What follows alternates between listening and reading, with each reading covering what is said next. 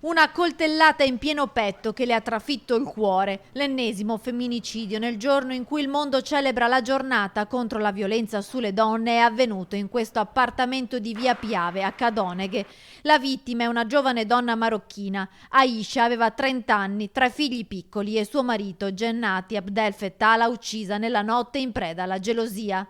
Ho ammazzato mia moglie, venite qui, ha detto così chiamando al telefono i carabinieri dopo aver inferto la coltellata mortale. I militari, quando sono arrivati sul posto, hanno trovato il corpo senza vita della donna in camera da letto. L'uomo quarantenne magazziniere era ossessionato dalla gelosia, sembra che avesse addirittura ordinato delle telecamere da un sito internet e le volesse posizionare in casa per spiare la moglie.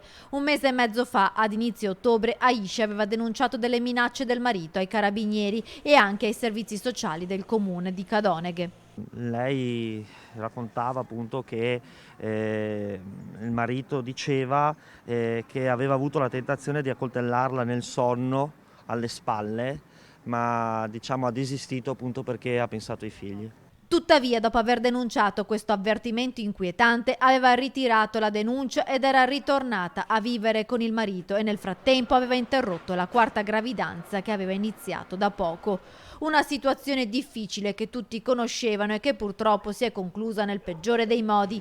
A Cadoneghe sono arrivati anche la sorella di Gennati e il marito. I rapporti in famiglia erano tesi, queste le loro poche parole. Noi abbiamo contatto con lui 2 anni. Il magistrato ha disposto l'autopsia sul corpo della donna. I 3 figli di 9, 7 e 4 anni sono stati temporaneamente affidati ad un'amica di famiglia, mentre il marito si trova in carcere.